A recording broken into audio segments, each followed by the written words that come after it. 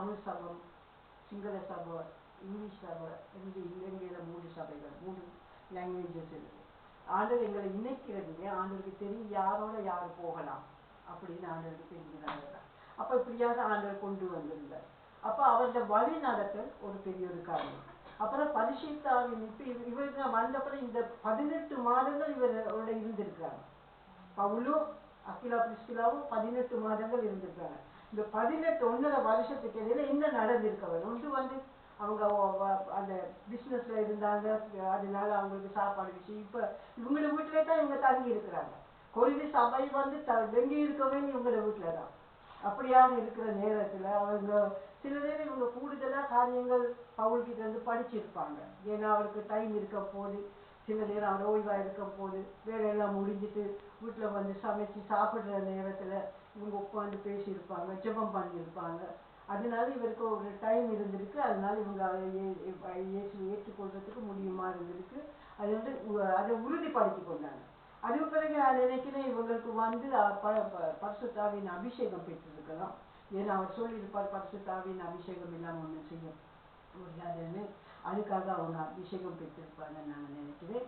அதே போல நான் இது பைபிளில் சொல்லாவிட்டாலும் அந்த காலத்தில் கொரிந்தி சபையில் கொரிந்தியருக்கு நிறைய பேருக்கு பவுல் ஞானஸ்தானம் கொடுத்தார். அப்போ கட்டாயம் இவங்க 2 பேரும் ஞானஸ்தானம் பெற்றிருக்க வேணும்னு நான் நினைக்கிறேன். இப்படி சபையில் அவங்க செய்ய வேண்டிய காரியங்கள், படிக்க வேண்டிய காரியங்கள் எல்லாம் 1.5 வருஷத்தில் அவங்க படித்து கொண்டாங்க. அக்கிலா விட பிஸ்கிலா தான் இந்த ரோமன் கேத்தலிக் சர்ச் சொல்லுவாங்க. ஏன்னா அவங்க கொஞ்சம் கூடுதலாக காரியங்களை பற்றி கற்றுக்கொண்டா அப்படிங்கிறது அவங்க சொல்கிறதுனால அவங்க சொல்லுவாங்க. ஏன்னா எவ்ரேய புத்தகம் இப்போ யார் எழுதுனது இன்னமும் தெரியாது. சிலவங்க நினைக்கிறாங்க எழுத்து வடிவத்தை பார்க்கும்போது இது பவுலாக தான் இருக்கலாம்னு சொல்லி. ஆனாலும் ஒரு சிலர் சொல்கிறாங்க இதுக்கு அக்கிலார உதவி இருந்திருக்கு அப்படின்னு சொல்லி. அதனால நான் நினைக்கிறேன் அப்படியாக எப்படியோ இவங்க நல்ல ஆண்டவரை பற்றி நல்ல ஒரு தேர்ச்சி பெற்றுக்கொண்டாங்க. ஆண்டவர் யார், அவர் எப்படிப்பட்டவர், அவர் என்ன செய்தார், எப்படி நாங்கள் மற்றவங்களுக்கு சுவிசேஷம் கொடுக்க வேணுங்கிறது அவர் படிக்கிறார். 18 மாதங்கள் வேலை செய்த பிறகு அவர் என்ன செய்கிறாரு, அவங்க என்ன செய்கிறாங்கன்னு சொன்னால் இப்போ அங்கே இருந்து அவங்க எபேசு பட்டணத்துக்கு போகிறாங்க. யார் போகிறது? இப்போ பவுல் போகிறார். பவுல் போகும்போது இந்த 2 பேரும் அழைத்து கொண்டு போகிறார். ஏன்னா அவருக்கு அதுக்கு பிறகு தூர போக இருக்குது. அப்போ இப்போ இந்த சபையை கட்டி எழுப்பிக்கிட்டு யாருக்காவது கொடுத்துட்டு தான் நான் நினைக்கிறேன் இவங்க இப்போ பவுலையும் அந்த சீலாத்தையும் அக்கிலாவையும் எடுத்துக்கொண்டு அவங்க பட்டணத்தை விட்டு அவங்க பவுல் அந்த கொரிந்தி பட்டணத்திலிருந்து வெளியே போகிறாங்க. அது இப்போ வெளியே போகிறது நம்ம பார்க்குறோம். அந்த இடத்துல என்ன நடக்குது? எபேசு பட்டணத்துக்கு போகும்போது அவரை என்ன செய்கிறார், அவர் இவங்களை எபேசு பட்டணத்தில் வைத்து விட்டு அதுக்கப்புறம் அவர் போகிறார் வெளியே மற்ற இடங்களுக்கு போயிட்டு அவர் சுவிசேஷம் செய்கிறதுக்கு போகிறார். ஆனால் இவங்களுக்கு இன்னொரு காரியம் எபேசு பட்டணத்தில் என்ன ஆகுது? அப்போஸ்தலர் 18:24-26, Acts 18:24-26.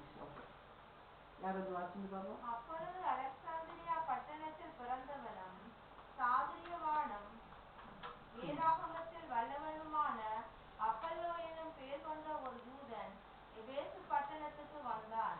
அவன் கர்த்தருடைய மார்க்கத்திலே உபதேசிக்கப்பட்டு யோவான் கொடுத்த ஸ்நானத்தை மாத்திரம் அறிந்தவனாயிருந்து ஆவியில் அனலுள்ளவனாய் கர்த்தருக்கு அடுத்தவைகளை திட்டமாய் போதகம் பண்ணி கொண்டு வந்தான். அவன் ஜெபாலயத்தில் தைரியமாய் பேசத் தொடங்கின போது ஆக்கிலாவும் பிரிஸ்கில்லாவும் அவன் பேசுகிறதை கேட்டு அவனை சேர்த்து கொண்டு தேவனுடைய மார்க்கத்தை அதிக திட்டமாய் அவனுக்கு விவரித்து காண்பித்தார்கள். And a certain Jew named Apollos, born at Alexandria, an eloquent man and mighty in the scriptures, came to Ephesus. This man was instructed in the way of the Lord, and being fervent in the Spirit, he spake and taught diligently the things of the Lord, knowing only the baptism of John. And he began to speak boldly in the synagogue, whom when Aquila and Priscilla had heard, they took him unto them, and expounded unto him the way of God more perfectly. நாங்கள் பார்த்தோம் இந்த பவுல் இப்போ எபேசு பட்டணத்திலேருந்து கொரிந்தி பட்டணத்திலேருந்து எபேசு பட்டணத்துக்கு வரும்போது அது அவரோட 3rd missionary journey start பண்ணுது. அதாவது 3வது மிஷனரி ஜேர்னி, மிஷனரி யாத்திரை தான் ஸ்டார்ட் பண்ணுது. இந்த 3வது யாத்திரையில் இவர் என்ன என்ன செய்யறார், இவர் இவங்களை கொண்டு வந்து அந்த இடத்துல வைக்கும் போது அந்த இடத்துல அப்போங்கிற ஒரு மனுஷனை அவங்க சந்திக்கிறாங்க. அவர் வந்து இவங்க வந்து யூதர்கள்னால ஒவ்வொரு சனிக்கிழமையும் அவங்க ஜெபாலயத்தில் போயிட்டு அந்த பிரசங்கங்கள் கேட்குறாங்க. அந்த கேட்க போன நேரத்தில் நாங்கள் பார்க்குறோம் அந்த இடத்துல அப்பளம் வந்து ஒரு யூதனை சந்திக்க இவர் நிச்சயம் சமர்த்தியமான ஒரு நல்ல வேதத்தை பற்றி சொல்லக்கூடியவராக இருந்தார். ஏன்னு சொல்லி சொன்னால் அவர் வந்து அலெக்சாண்ட்ரியாங்கிற இடத்துல இருந்து வந்திருக்கிறார். அப்படின்னு சொல்லி சொன்னால் அந்த அலெக்சாண்டர் த கிரேட் அவருடைய காலத்தில் தான் இவருடைய மூப்பர்கள் இருந்திருக்கிறாங்க. இவருடைய தாய் தகப்பன் பாட்டா பாட்டிமார் எல்லாம் இருந்திருக்கிறாங்க, வாழ்ந்துருக்கிறாங்க. அதனால இவருக்கு ஒரு நல்ல ஒரு ஒரு காரியம் மனதில் இருந்திருக்கு, நல்ல ஆண்டவரை பற்றி அவர் தெரிஞ்சிருக்கிறார்.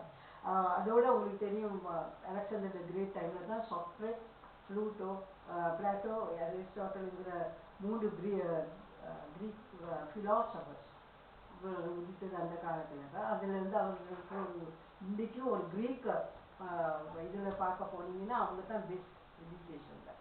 அதனால இந்த நாளில் நாங்கள் பார்க்குறோம் அது இருக்குது. அதோட உங்களுக்கு ஞாபகம் இருக்குதா, நாங்கள் பைபிள் ஸ்டடியில் படித்தோம் 70 கல்விமான்கள் சேர்ந்து 72 மணித்தியாலத்தில் பழைய ஏற்பாடை அவங்க எபிரேய மொழியிலேருந்து கிரீக்க மொழிக்கு மொழிபெயர்த்தாங்கன்னு சொல்லி பார்க்குறோம். இதெல்லாம் நடந்ததுனால அப்போலோஸ்ங்கிறவர் யாருனாலும் அந்த நாட்டில் இருந்து வந்தால் அவங்க சொல்லுவாங்க இவங்க இப்படி தான் மூலசாலிங்க தான் இவங்க தான் அப்படின்னு சொல்லி சொல்லுவாங்க. அந்த மாதிரி ஒரு காரியம். ஆனால் இவர் என்ன செய்தார்னு சொல்லி சொன்னால் இவர் இது கற்றுக்கொண்டவர் என்ன செய்தார், இவர் கற்றுக்கொண்டது தான் கற்றுக்கொண்டது தான் மற்றவங்களுக்கு சொல்றார். என்னத்தை பற்றி பிரசங்கம் பண்றார், யோவான் ஸ்நானனுடைய பிரசங்கம் தான் சாரி அந்த மன திரும்புதல் தான் எங்கள் ஞானஸ்தானத்துக்கு காரணம் அப்படின்னு சொல்லி கொடுக்குறார்.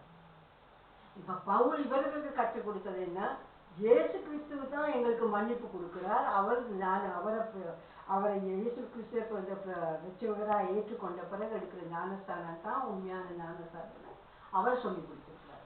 அப்ப இப்ப பவுலுக்கு அக்கிலாவுக்கும் பிரிஸ்கிலாவுக்கும் இது ஒரு பிரச்சனையா இருந்துச்சு. அவங்க என்ன செய்யறாங்க, அக்கிலாவையும் இவர் ஒரு பக்கமா அவர் வீட்டுக்கு கொண்டு போய் அவர் உட்கார வச்சு ஒரு பக்கமா கொண்டு போய் உட்கார வச்சு அவருக்கு இந்த சுவிசேஷத்தை ஒழுங்காக கற்றுக் கொடுக்குறாங்க. சுவிசேஷத்தை ஒழுங்காக கற்றுக் கொடுக்கறதுக்கு அவங்களுக்கு உதவியாக இருக்கு. நாங்கள் 25-28 வரையும் பார்க்கும் போது நாங்கள் பார்க்குறோம் அவங்களோட வீட்டுக்கு போய் அந்த வீட்டில் ஒரு பக்கம் ஒரு பக்கம் இப்போ அந்த இடத்துல வச்சு சொல்லி கொடுக்குறீங்க, ஆனால் ஒரு பக்கமாக கொண்டு போயிட்டு அந்த சுவிசேஷத்தை அவங்களுக்கு சொல்லி கொடுக்குறாங்க. இதன் மூலமாக நாங்கள் பார்க்குறோம் கர்த்தர் இயேசு கிறிஸ்துவை ஏற்றுக்கொண்ட பிறகு அவர்களுடைய வாழ்க்கையிலே திருப்பம் ஒன்று வருது. அதாவது மற்றவங்களுக்கும் சுவிசேஷம் கொடுக்க வேண்டும். அவங்க எத்தனை பேருக்கு சுவிசேஷம் கொடுத்தாங்கன்னு தெரியாது, ஆனால் கொரிந்தி சபையில் இருக்கும் போது அவங்களோட வீட்டில் அவங்க ஆலயத்துக்காக தான் திறந்து கொடுத்தாங்க. திருப்பியும் எபேசு பட்டணத்துக்கு வந்த நேரமும் அவங்களோட வீடு ஆலயமாக தான் இருந்தது. அப்படிதான் வெற்றிக்குள்ள கொண்டு வந்தாங்க. அதனால அவங்களோட வாழ்க்கையிலையும் வித்தியாசமாகுது. நாங்கள் நிரூபங்களா இருக்கும் போது எங்களுடைய பழைய வாழ்க்கைக்கு நாங்கள் ஆமின்னு சொல்லி எங்களுடைய புதிய வாழ்க்கை உண்மையாகவே ஒரு அருமையான ஒரு வாழ்க்கையாக திரும்புகிறது நாங்கள் பார்க்குறோம். இவ்வளவு இயேசு ஏற்றுக்கொள்ளும் போது எங்களை வாயில சினிமா பாட்டுகள் இருந்துச்சு, தேவாரங்கள் இருந்துச்சு, பெரிய காரியங்கள் வேற காரியங்கள் இருந்தது. ஆனால் இப்போ நாங்கள் என்ன செய்யறோம், எங்களுடைய வாழ்க்கை ஒரு கிறிஸ்தவ பாடல்கள், கிறிஸ்தவ காரியங்கள், கிறிஸ்தவ பிரசங்கங்கள் கேட்கிற அளவுக்கு நாங்கள் வருகிறோம். அப்போ 18ஆம் அதிகாரத்தில் 25-28 வரை நாங்கள் பார்க்குறோம். அவங்க என்ன செய்யறாங்க, அந்த வார்த்தையை அவங்க பெற்று கொடுக்குறாங்க, இல்லை போனால் அவருக்கு கற்றுக் கொடுக்குறாங்க. அப்படியான ஒரு காரியம் இந்த இடத்துல நாங்கள் பார்க்குறோம். அதுக்கு பிறகு இது முடியும் போல இப்போ இது இப்படி நடந்து கொண்டிருக்கும் போது இப்போ இன்னொரு இடத்துல அவங்களுக்கு போக வேண்டிய வருது. அதாவது எங்கே போக வேணும், அவங்க ரோமாவுக்கு திருப்பி போகிறாங்க. ரோமர் 16ஆம் அதிகாரம் 3ஆம் வசனத்துல 5ஆம் வசனம் வரை. Romans chapter 16 3-5.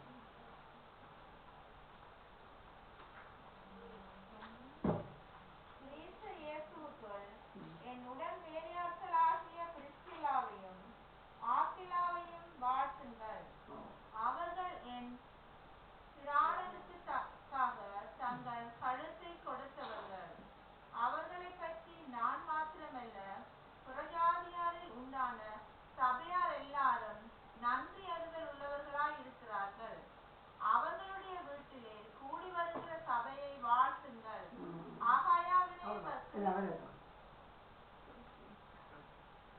3 to 5. Greet Romans. Priscilla and the Aquila, my helpers in Christ Jesus, who have for my life laid down their own necks, unto whom not only I give thanks, but also all the churches of the Gentiles. Likewise, greet the church that is in their house, whom my well-beloved. That's all. Okay. Oh. நாங்கள் இந்த இடத்துல நாங்கள் பார்க்கணும். That's okay.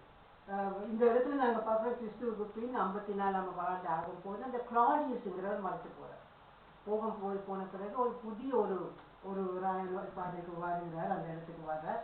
வரும்போது அவர் ஒரு கட்டளை எனக்கு கொடுத்தார், யூதர்களுக்கு திரும்பி போனவங்க திருப்பியும் வரலாம் அப்படின்னு சொன்னார். எனக்கு தெரியும் அக்கிலாம் பிரிஸ்கிலாவும் இந்த இடத்துல அதோட சித்தத்தை கேட்டு போனாங்களா, இல்லாட்டி போனால் அவங்களோட பிஸ்னஸை விட்டுட்டு வந்துட்டாங்க. அதனால பிஸ்னஸுக்காக போனாங்களா எங்களுக்கு தெரியாது. அதனால அவங்க திருப்பி அங்கே வந்துட்டாங்க.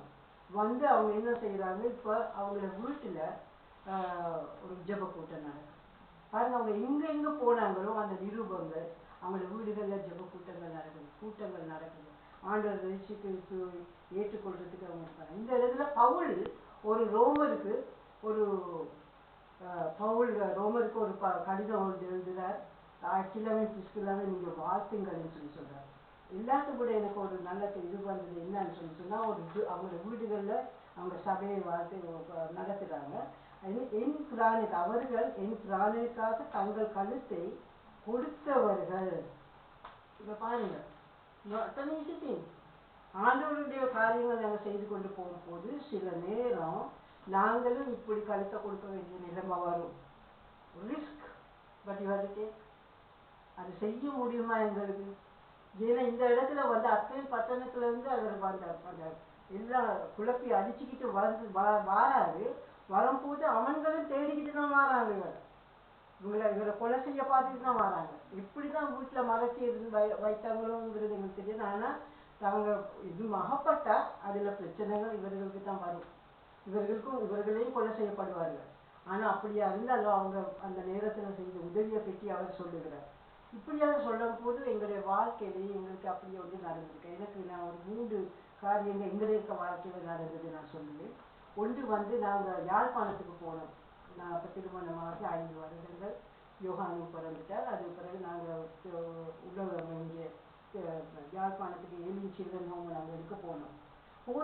போன நேரத்தில் இந்த ஐபிகேஎஃப் எல்டிடிஏ இடையில் ஒரு பெரிய யுத்தம். இந்த நேரம் அவங்க அடிப்படி சண்டை எங்களை ஷூட்டிங் எங்களை என்ன நடக்குதுன்னு எங்களுக்கு தெரியாது. அந்த மாதிரி இருக்கும். அப்போ ஒரு நாள் சில நேரம் நாங்கள் காலையில் எழும்பி எங்களுடைய வீட்டுக்கு முன்னால் காலையில் கதவு திறக்கும் போது அம்மாமார் ஒரு 5-6 அம்மாமார் நிற்கிட்டு இருப்பாங்க.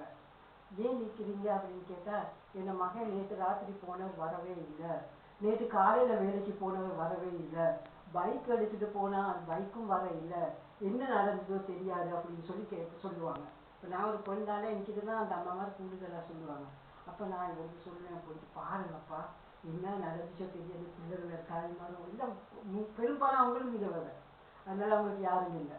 அங்கே இருந்த 2 பாஸ்டர்ஸ்மார் எனக்கு தெரிய பாஸ்டர் லிஸ்டியும் பாஸ்டர் ஜோஷரும் 2 பேரும் கேன்சர் ஆகிட்டுன்னா போக மாட்டாங்க. அவங்க முடியவே முடியாதும்பாங்க. ஆனால் நான் இவரை சொல்லி அனுப்புனா இவர் போயிட்டு கேம்பில் போயிட்டு இருந்து காரியங்கள் செய்வாங்க. அதுக்கு நல்ல 2 துணையாளர்கள் இருந்தாங்க. ஒன்று வந்து சுப்பையான ஒருத்தர் இருந்தார். அவர் வந்து எந்த நேரம் இவரோட எல்லா காரியங்களுக்கும் போவார். அடுத்தவர் வந்து ரூபன் அப்பா. அவரை பயமில்லாமல் எடுத்துகிட்டு போவோம். ஏன்னா அவர் யாழ்ப்பாண மண்ணிலே பிறந்து வளர்ந்து வாழ்ந்தவர். அதனால எங்களுக்கு லேசாக இருக்கும் அவரோட கதைக்கிறதுக்கு. அவரை கொண்டு போனார் அப்படிங்கிறதுக்காக அவரை தான் அவங்க 2 பேரும் தான் இருக்காது. அவங்க வந்து முதியோர். அதனால அவங்க 2 பேருக்கும் கூட்டிகிட்டு போகிறதே பிரச்சனையாக இருக்காது. இப்படியாக போயிட்டு ஒவ்வொரு கேம்பாக போவாங்க. சில நேரம் அவங்க கேம்ப்ல போகும்போது எங்களுக்கு சில நேரம் எச்சரிக்கைகள் கொடுப்பாரு. நான் ஒரு தரம் போன நேரம் நான் பார்த்தேன், எச்சரிக்கைகள் கொடுத்தேன், தயவு செய்து இங்கே நிற்காதீங்க, பொடியங்க பார்த்துக்கிட்டு இருக்கிறாங்க, உங்களோட வேனும் கிடைக்காது, உங்களுக்கும் போக கிடைக்காது, போயிடுவோம் அப்படின்னு சொன்னாங்க. அது எனக்கு நல்ல ஞாபகம். ஆனால் இப்படி போன நேரத்தில் ஒரு தரம் எனக்கு ஞாபகம் இருக்கு.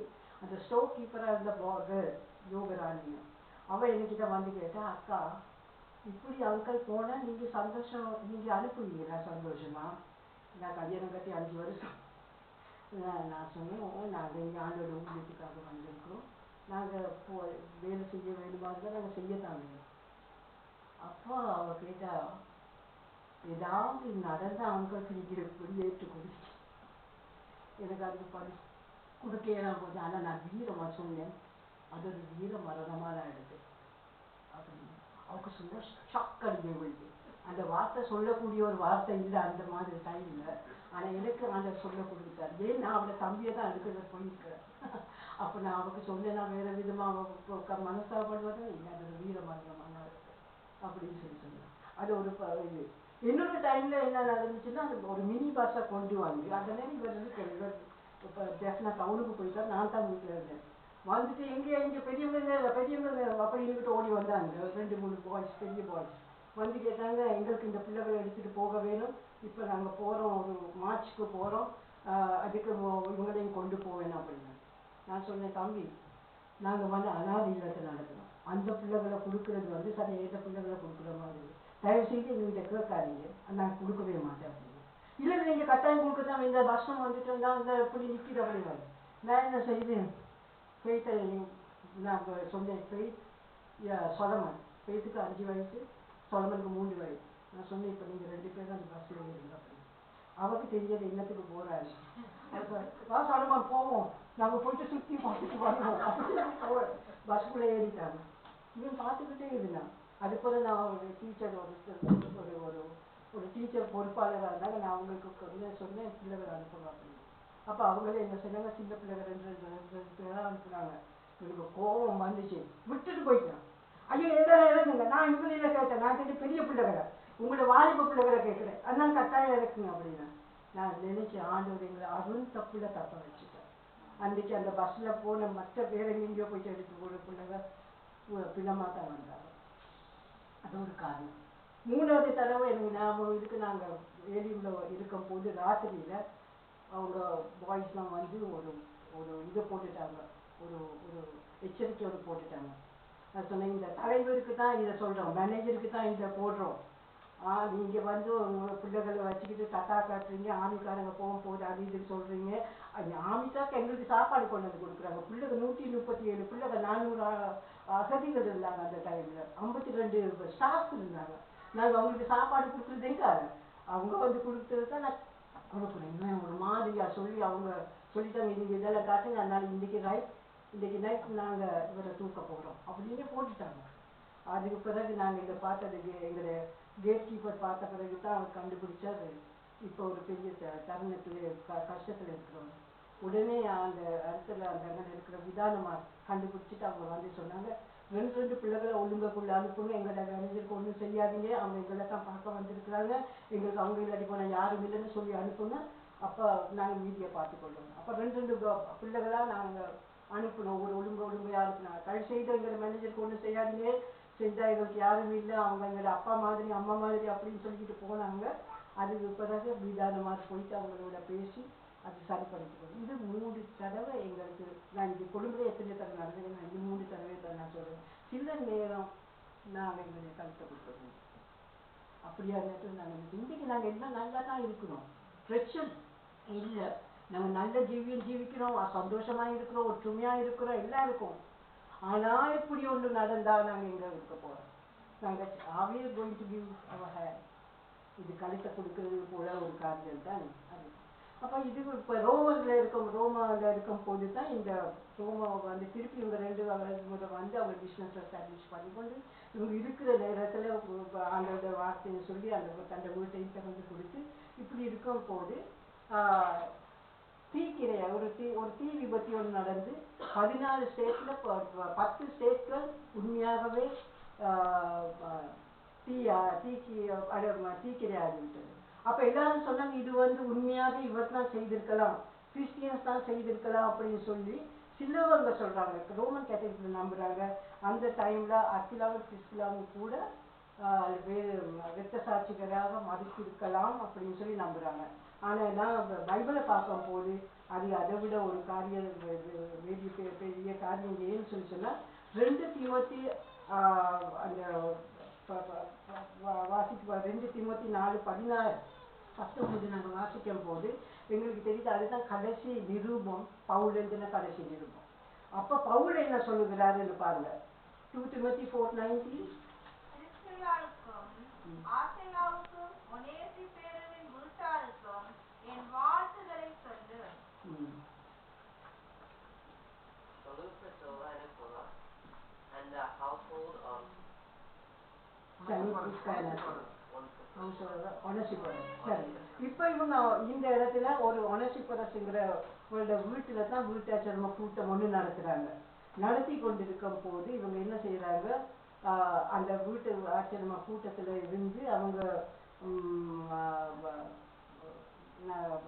வீட்டாச்சரம கூட்டத்தில் அவங்க மனுஷரை கொண்டு வந்து அதற்குள்ள இன்னொருத்தர் வீட்டில் இருந்து நடத்தி கொண்டிருக்கும் போது இவர் எழுதுகிறார். அப்படின்னா அவங்க இன்னும் உயிரோடு தான் இருக்கிறார்.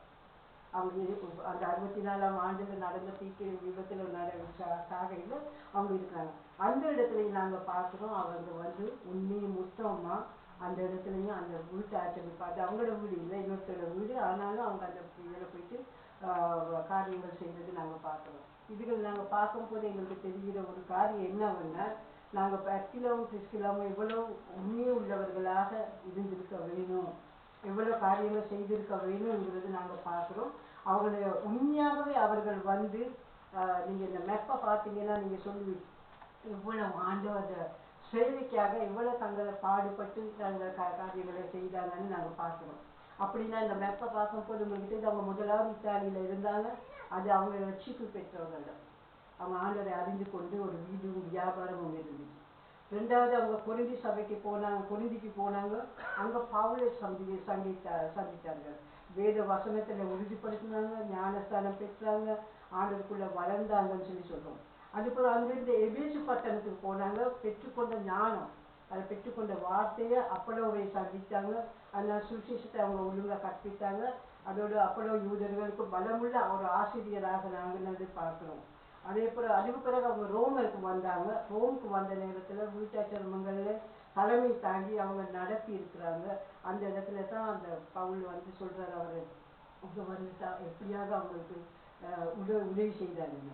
அதே போல் அவங்க ஏபிஎஸ்க்கு தமிழ் இதுக்கு வந்த பிறகு திமோத்தேயுக்கு இவர் சொல்கிறார், ஒனேசிபரஸின் வீட்டில் வீட்டாச்சரம கூட்டத்தில் நடைபெறுகிற இந்த கூட்டத்தில் இவங்க பங்கு பெறுகிறதுனால இவங்களுக்கு வாழ்த்துதல் சொல்ல சொல்லி, அப்படின்னா அவங்க அந்த இடத்துலையும் வாழ்த்துதல் சொல்லக்கூடிய அளவில் அவங்களுக்கு ஒரு நல்ல ஒரு ரிலேஷன்ஷிப் இருக்குதுன்னு நாங்கள் பார்க்குறோம்.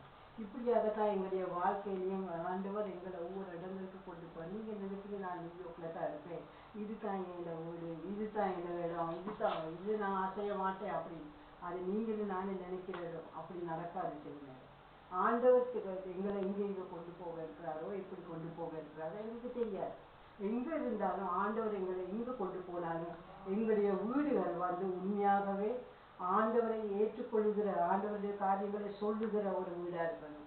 மற்றவங்களை பார்த்து சொல்ல பார்க்க வேணும், நான் வந்து இயேசுவை ஏற்றுக்கொண்டது இந்த மனுஷன் மூலமாக, இந்த மனுஷன் மூலமாக, இவர் மூலமாக அப்படின்னு சொல்லக்கூடியதாக இருக்கணும். நான் நினைக்கிறேன் அப்படியாக நீங்கள் செய்கிறதா இருந்தால் கட்டாயம் நீங்களும் நடமாடும் நிரூபங்கள் கர்த்தருடைய ஆசீர்வாதம்.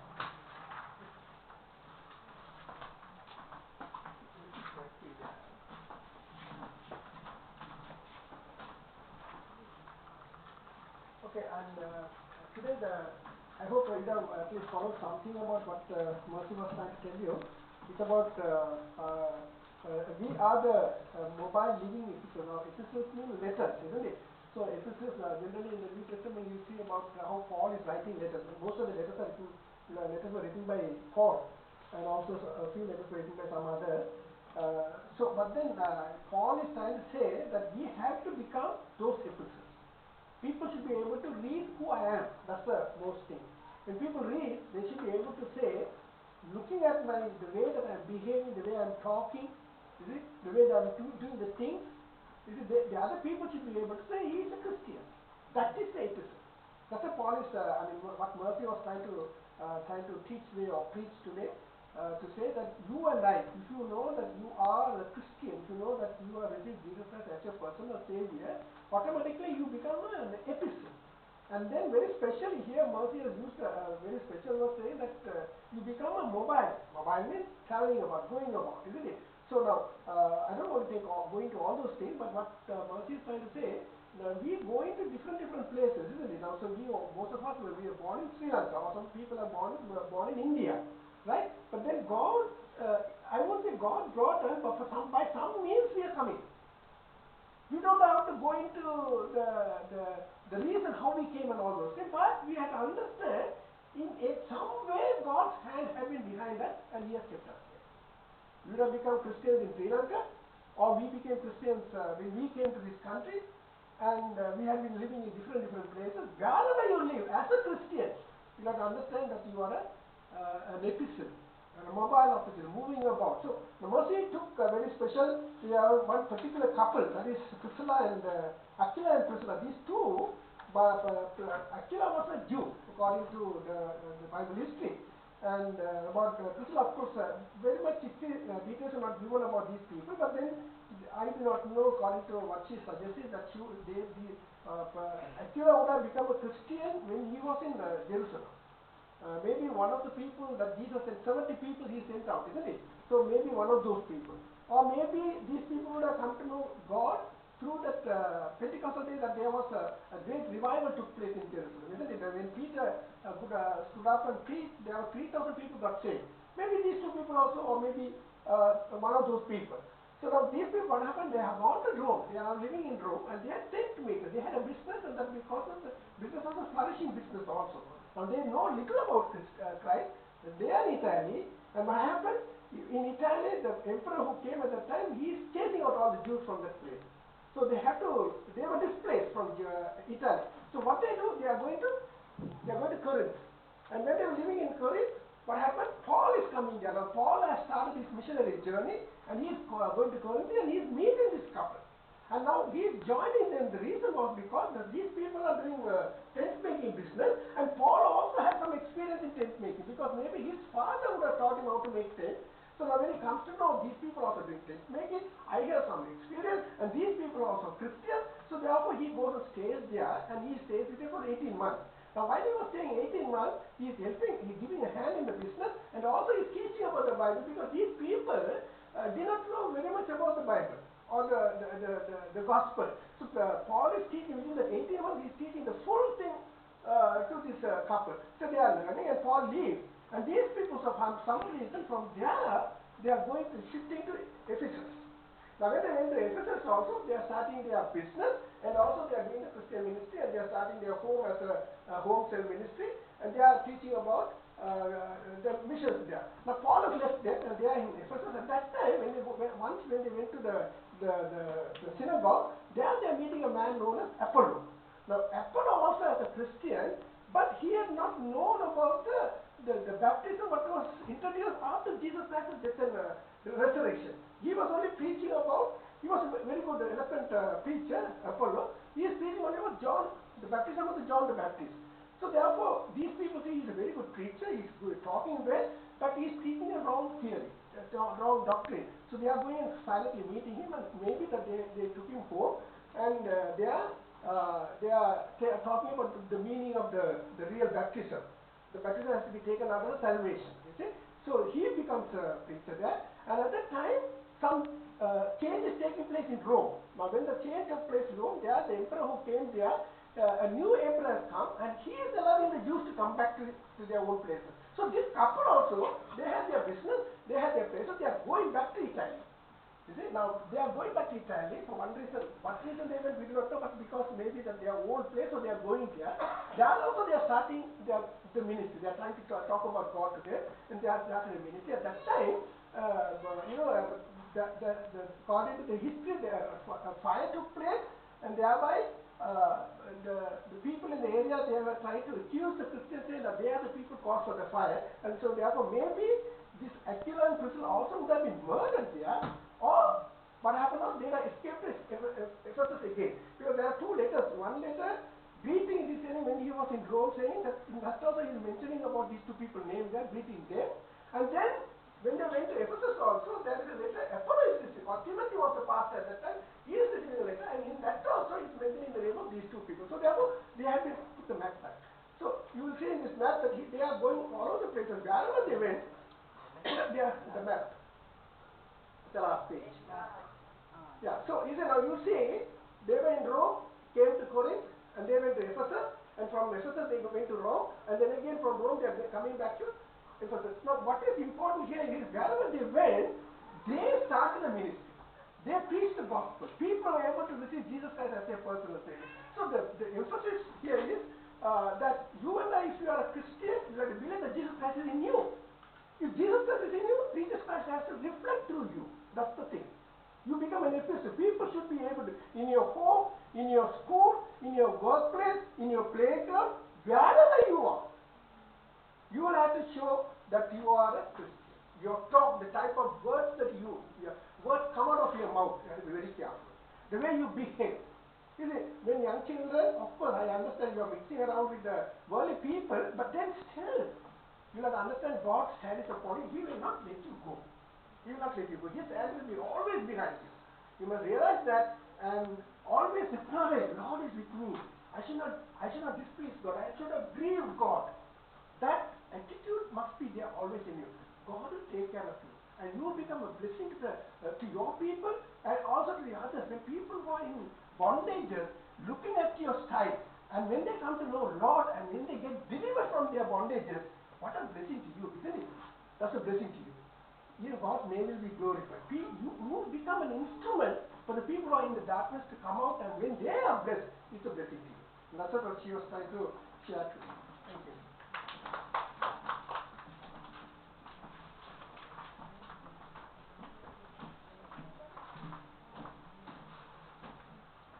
Okay, I welcome each and everyone in the mighty name of Lord Jesus Christ. Now we are going to collect our offerings, and please take your offerings to your hands. So you are going to ask the Lord bless my gifts